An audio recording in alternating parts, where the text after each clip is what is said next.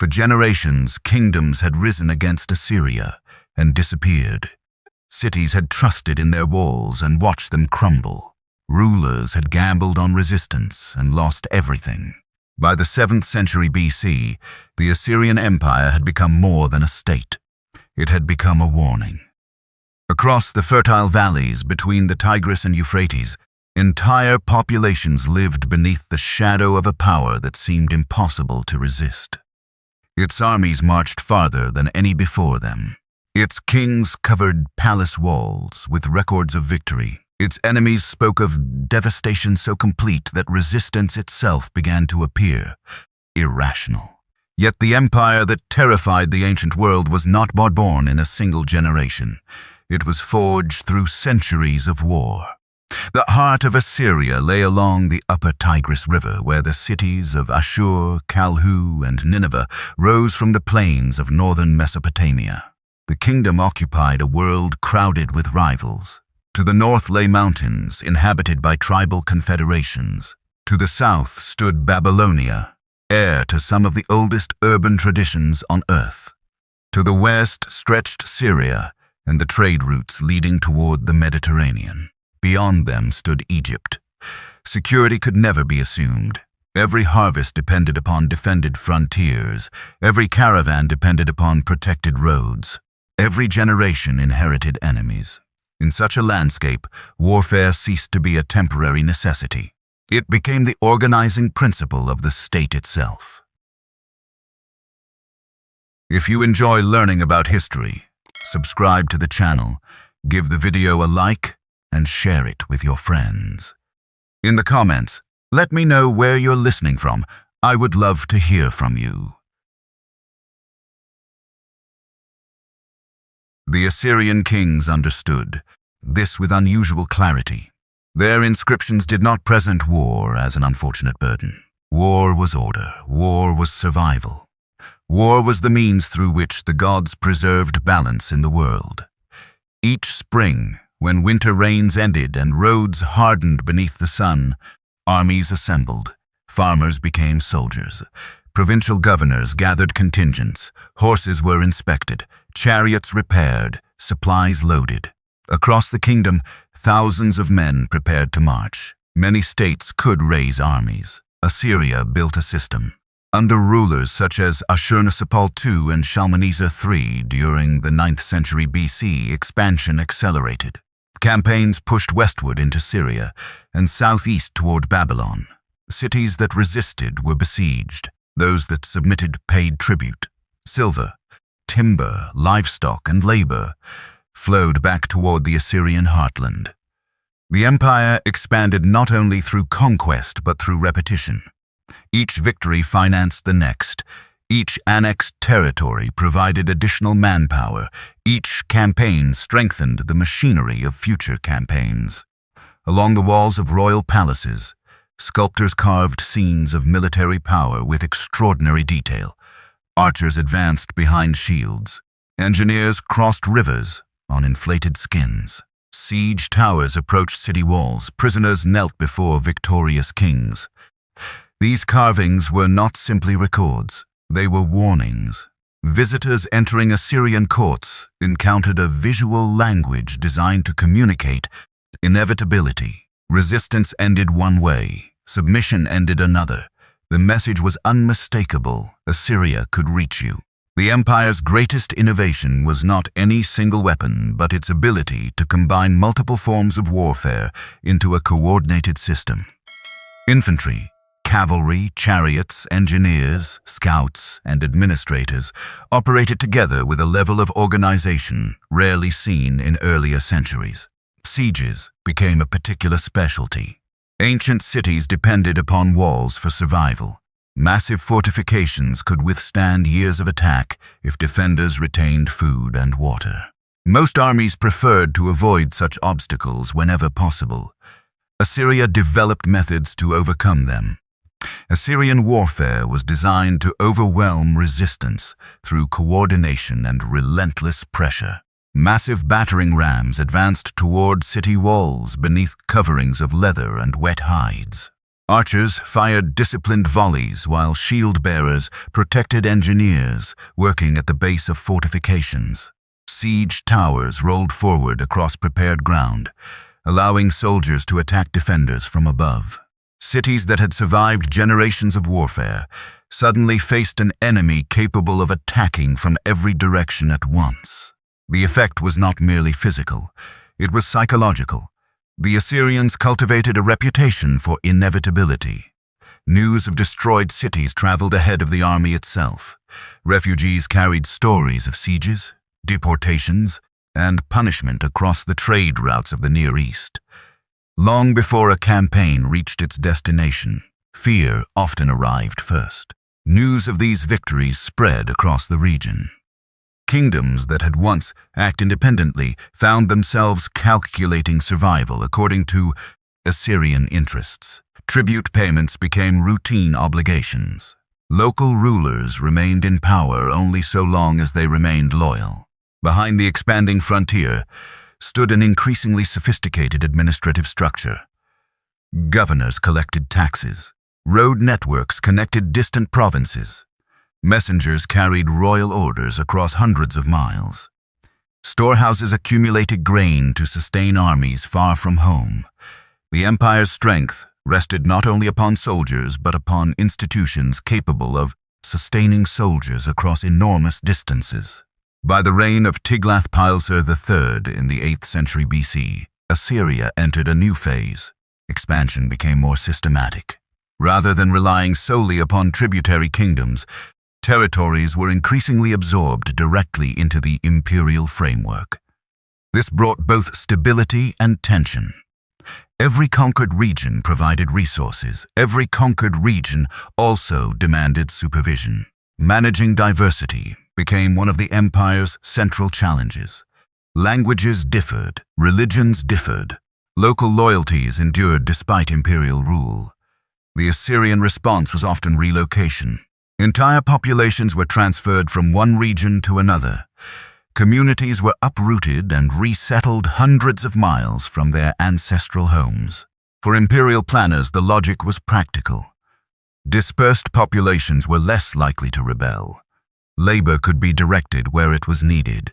Economic production could be reorganized according to imperial priorities. For those experiencing it, the reality was far harsher. Families abandoned familiar landscapes. Generations of memory were left behind. New lives began among strangers under the authority of distant officials. The empire expanded nonetheless.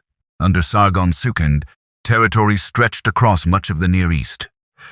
Under Sennacherib, ambitious construction projects transformed the imperial capital. Under Esarhaddon, Assyrian armies crossed into Egypt itself. What had begun as a regional kingdom was becoming something larger, an empire unlike anything the Near East had yet seen. By the early 7th century BC, Assyria stood at the height of its power. Its armies were feared from the mountains of Anatolia to the Nile Valley. Its rulers governed one of the largest populations ever controlled by a Near Eastern state. Its capitals displayed immense palaces decorated with reliefs depicting triumph after triumph. To observers across the ancient world, the empire appeared unstoppable. Yet beneath the stone monuments and victory inscriptions, pressures were already beginning to accumulate. The army required constant funding. The provinces required constant supervision. Succession struggles lingered within the royal court. Conquered peoples remembered older loyalties. The machine continued to expand, but expansion itself was becoming a burden. The same system that had delivered centuries of victory demanded ever greater resources to sustain itself. Every frontier generated new threats. Every conquest created new responsibilities. Every display of strength concealed the possibility of weakness. For now, however, the empire still marched. The roads remained crowded with soldiers. The tribute continued to arrive. The kings of Assyria still believed that the world could be mastered through force. And beyond the borders, kingdoms watched the horizon, listening for distant thunder, wondering whether the next campaign would come for them. The strain was easiest to see at the edges of the empire. Far from the palaces and ceremonial avenues of Nineveh, provincial governors faced a reality that royal inscriptions rarely acknowledged. Garrisons had to be supplied, roads had to be maintained, taxes had to be collected from populations that often viewed imperial authority with resentment rather than loyalty. The empire's vastness, once its greatest achievement, was becoming a problem of scale. Every year, more resources were required simply to preserve what had already been conquered. Yet from the capital, the empire still appeared invincible. The reign of Ashurbanipal represented both the summit of Assyrian power and the beginning of its deepest vulnerabilities. Ascending the throne in 669 BC, he inherited an empire stretching from Egypt to the mountains of western Iran. No ruler in Assyrian history had possessed greater authority. From the Nile Valley to the mountains beyond the Tigris, tribute flowed toward Nineveh. Merchants arrived from distant regions carrying goods gathered across thousands of miles. Provincial governors administered territories larger than entire kingdoms of earlier centuries. Within the capital, royal palaces expanded across vast compounds decorated with scenes of conquest and imperial power. Libraries accumulated thousands of clay tablets, preserving literature, diplomacy, religion, and administration. The city itself became a monument to imperial confidence. Foreign envoys entered halls lined with carved stone reliefs depicting victories won across continents. Every surface seemed designed to communicate the same message. Assyria ruled because Assyria could not be challenged.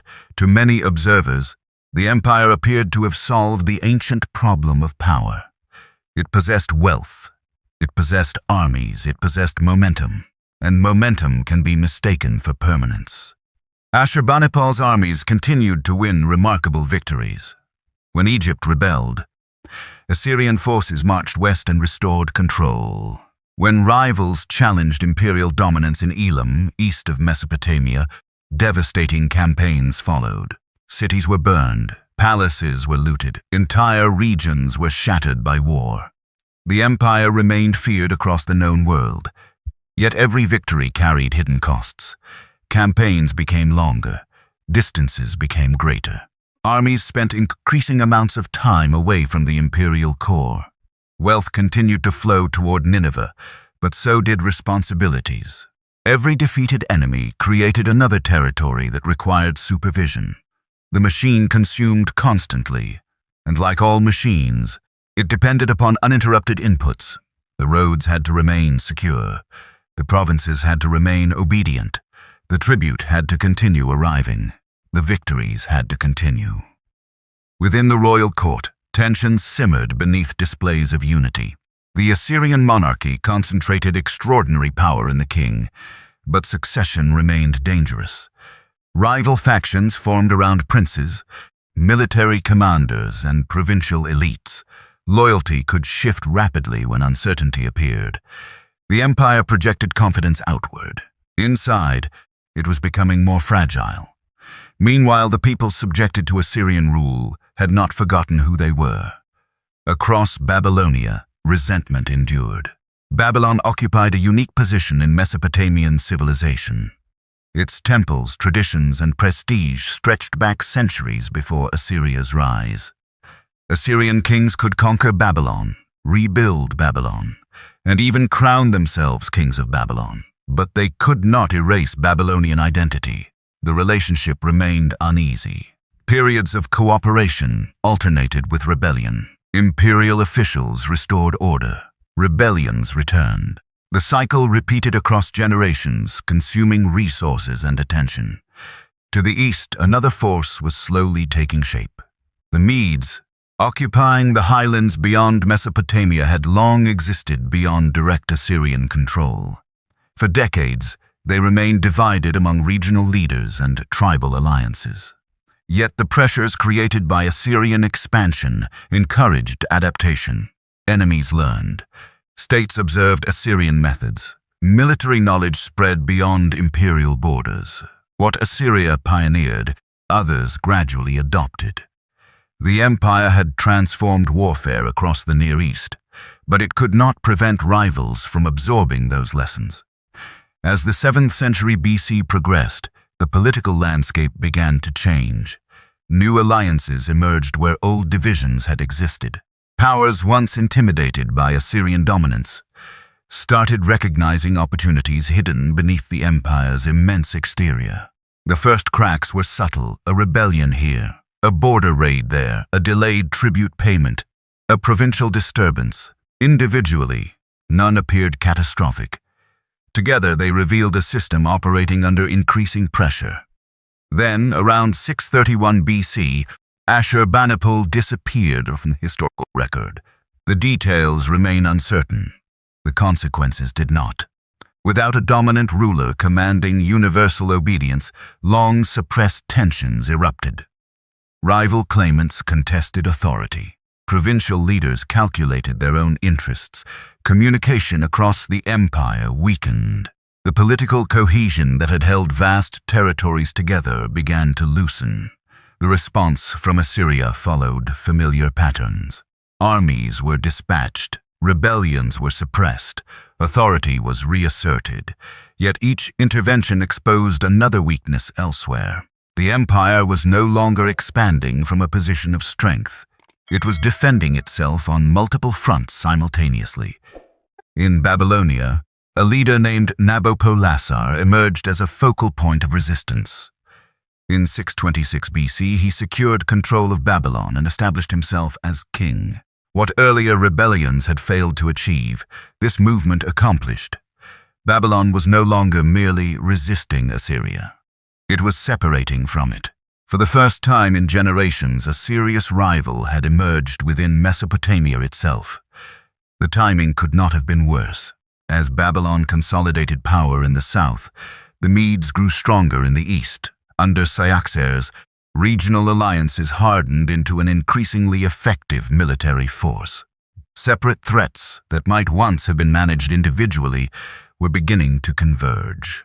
The strategic logic was simple. For centuries, Assyria had defeated enemies one at a time. Now multiple enemies were preparing to strike together. Imperial officials could sense the danger. Fortifications were reinforced. Armies mobilized. Messages traveled urgently along the empire's road network. Yet confidence was beginning to fade.